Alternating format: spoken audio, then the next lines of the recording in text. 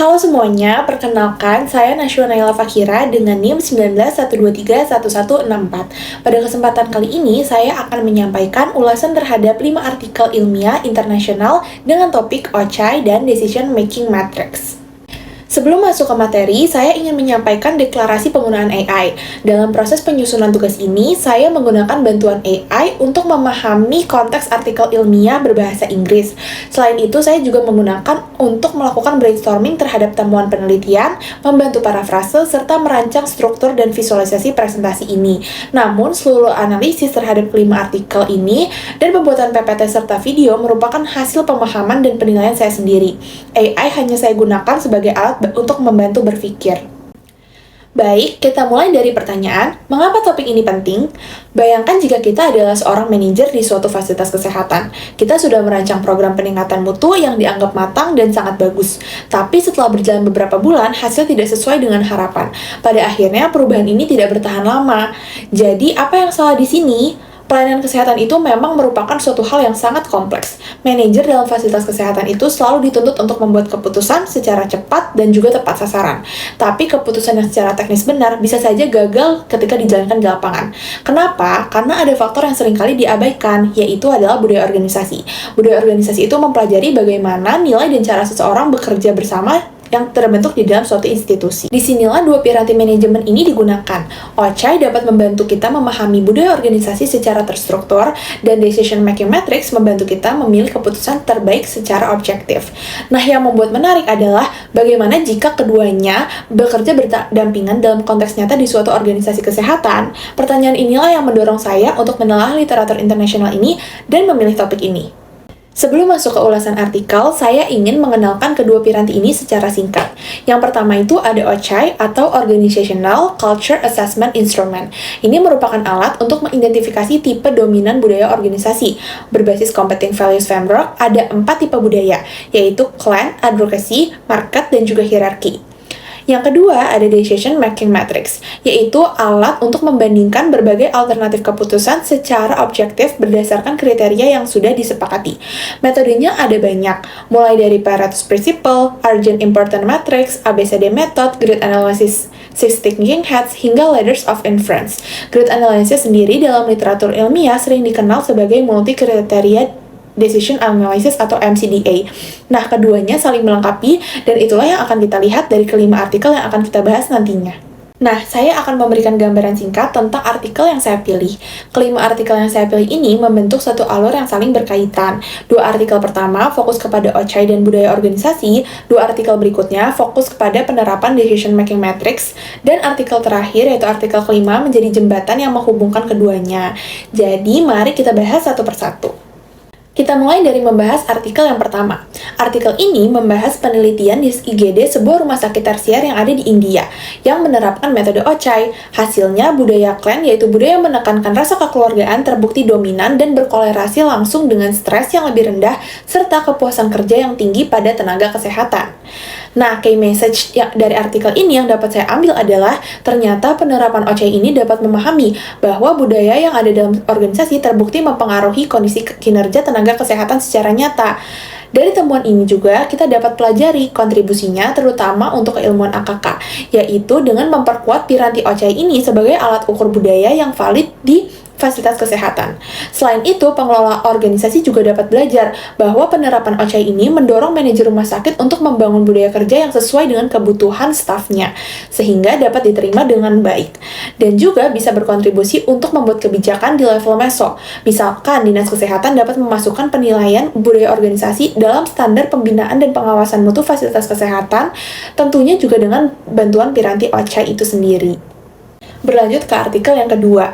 Artikel ini membahas sebuah penelitian di 6 unit klinis berbeda di satu rumah sakit Universitas Denmark. Program quality improvement ini diterapkan di semua unit, ke-6 unit itu, tapi hasilnya ternyata berbeda-beda.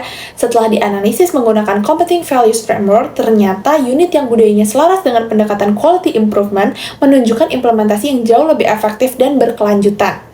Nah, yang jadi key message dan dapat saya pelajari yaitu perubahan itu bisa gagal bukan karena metodenya yang salah, tapi karena tidak sesuai dengan budaya organisasinya.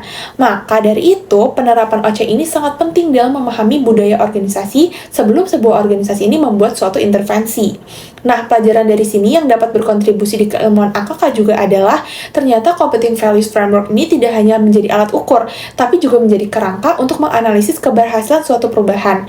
Untuk organisasi juga dapat dipelajari bahwa manajer harus mengidentifikasi budaya dahulu sebelum merancang program apapun, agar program yang dirancang dapat sesuai dengan organisasi dan dapat berjalan secara efektif. Ini juga sejalan dengan kontribusinya dalam membuat kebijakan, terutama di level meso. Fasilitas kesehatan perlu menjadikan profil budaya sebagai dasar perencanaan program mutu ataupun program lainnya.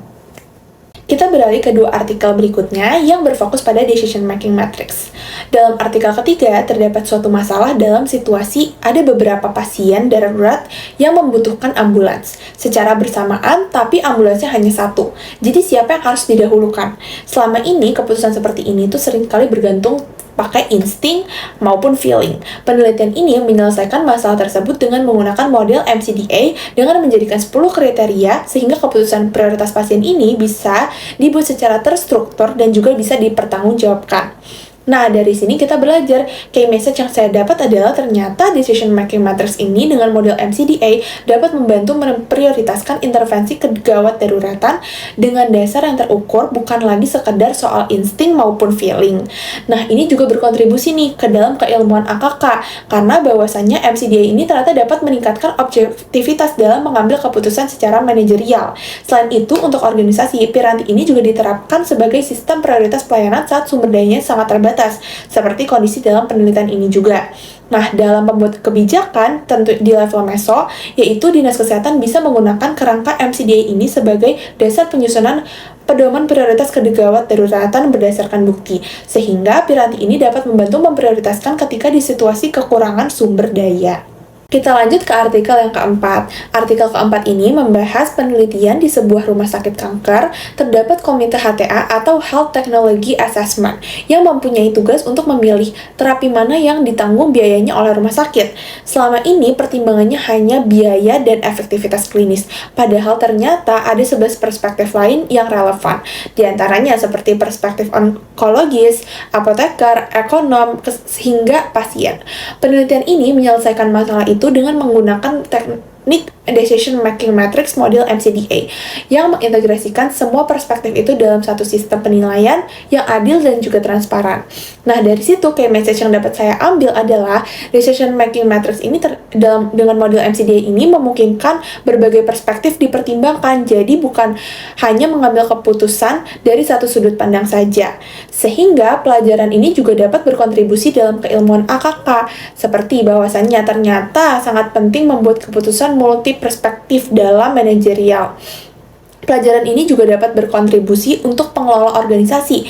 Misalkan di sebuah rumah sakit bisa memilih intervensi kalau dalam artikel tersebut berupa teknologi atau terapi ya, secara lebih objektif dan partisipatif terhadap segala aspek dan kontribusinya untuk kebijakan, terutama di level makro. Misalnya Kemenkes dapat menggunakan pendekatan MCDA ini untuk menentukan obat atau teknologi mana yang bisa ditanggung oleh BPJS secara lebih transparan dan dapat dipertanggungjawabkan ke publik. Nah, akhirnya kita sampai nih di artikel yang kelima. Artikel ini saya pilih untuk menjadi jembatan antara kedua piranti ini. Jadi, artikel ini meneliti hubungan antara budaya organisasi dan kinerja tenaga kesehatan. Lalu, dalam artikel ini menemukan temuan yaitu faktor-faktor budaya seperti kepemimpinan, komunikasi antar tim, dan disiplin terbukti berpengaruh secara signifikan dalam meningkatkan kinerja. Jadi, bukan hanya pelatihan teknis saja. Nah, dapat saya ambil key message-nya yaitu untuk meningkatkan sebuah kinerja dalam organisasi, kita perlu memahami dulu budaya organisasinya, tentunya dengan menggunakan metode OCHAI ini. Lalu, menggunakan decision making matrix untuk memilih intervensi yang paling tepat nantinya. Nah, inilah titik temunya antara OCHAI dan juga Decision Making Matrix. Jadi, OCHAI itu untuk mengidentifikasi kondisi budaya organisasi setelah terpetakan, barulah Decision Making Matrix digunakan untuk memilih solusi intervensi yang terbaik. Jadi, keduanya ini bukan teknik yang terpisah, tapi jadi satu urutan yang saling membutuhkan. Nah, tentunya temuan ini juga berkontribusi terutama dalam rumpun AKK, bahwa budaya organisasi harus masuk sebagai aspek dalam pengelolaan sumber daya manusia kesehatan, karena terbukti dapat meningkatkan kinerja. Untuk organisasi juga dapat dipetik pelajaran bahwa manajer SDM rumah sakit dapat mengintegrasikan budaya dengan sistem manajemen kinerja dan juga kebijakan di level mikro. Rumah sakit dapat merancang program untuk pengembangan tenaga kesehatan yang tidak hanya mencakup pelatihan klinis saja, tapi juga menguatkan budaya organisasinya. Tentunya hal ini didukung dengan kedua piranti tersebut. Nah, kalau dirangkum dari kelima artikel ini, ada satu alur, yaitu dengan OCHAI kita dapat mengidentifikasi budaya organisasi. Nah, pemahaman tentang budaya organisasi itu dapat meningkatkan kinerja sumber daya manusia.